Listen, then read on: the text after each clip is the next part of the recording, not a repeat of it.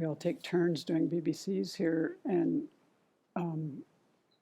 I've kind of been doing a little series on mindfulness, which kind of dovetails well into what I wanted to think about recently. I can't remember how we got on this, but we were looking at the 10 non-virtues, and I was thinking about the ones about speech, which are lying, divisive speech, harsh speech, and idle talk. So there's these 10 things that we're instructed to abandon, and the opposites of them we're instructed to adopt. And usually what happens when they teach this topic is they never make much time for idle talk because they run out of time, it seems like.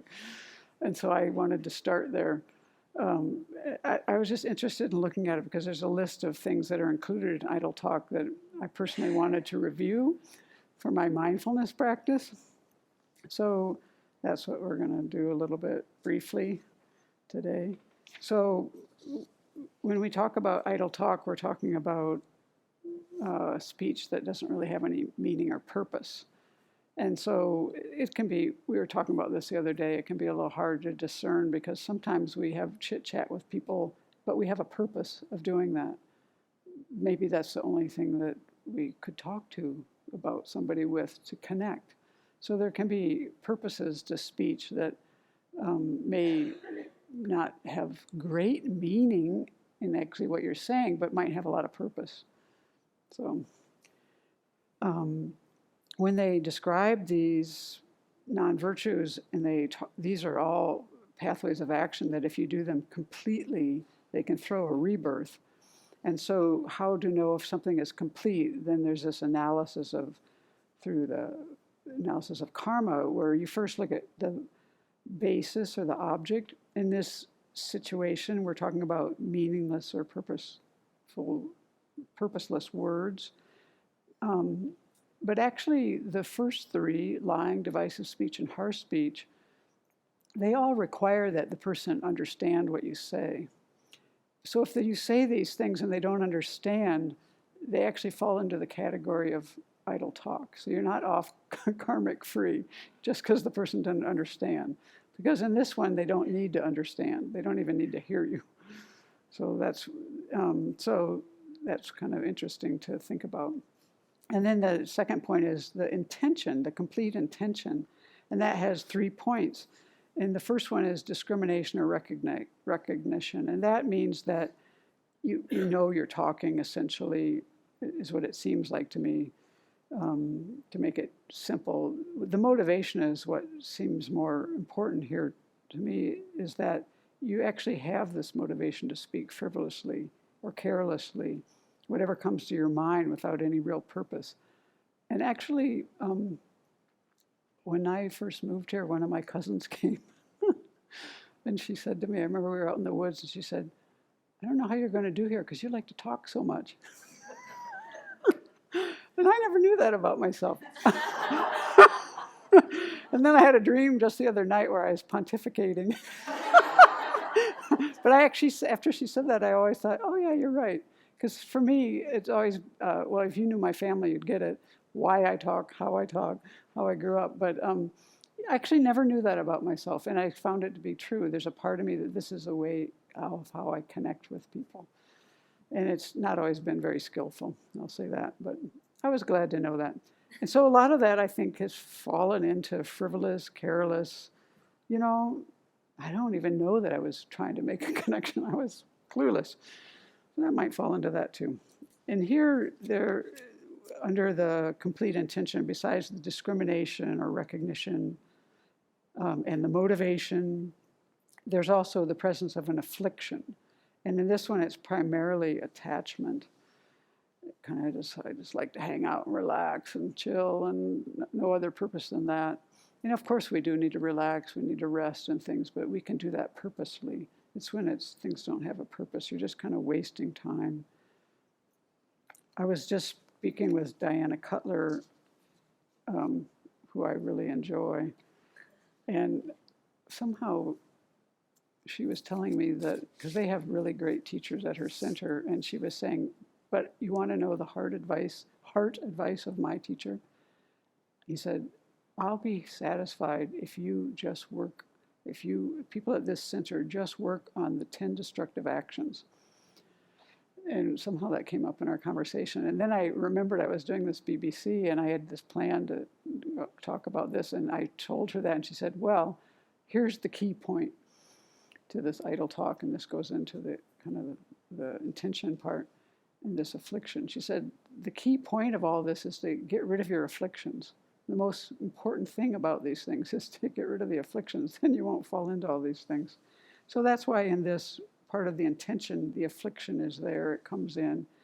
You could have the affliction of attachment, you could have the affliction of anger or ignorance. So all three of those, you could have any of those three and you could have idle talk out of that. For example, you're looking at me kind of questioning, you could actually have anger and want to interfere in what somebody's doing, and that wouldn't be and maybe speak in a way that wasn't particularly harsh or this and that, but it still got the affliction there. It wouldn't maybe meet everything it needed for harsh speech or divisive speech or even be lying, but you could have anger there. And so you could have attachment, you could have anger, you could have ignorance. I'd say a lot of mine's probably been out of all three, but ignorance might have been the most because I never really thought about it much.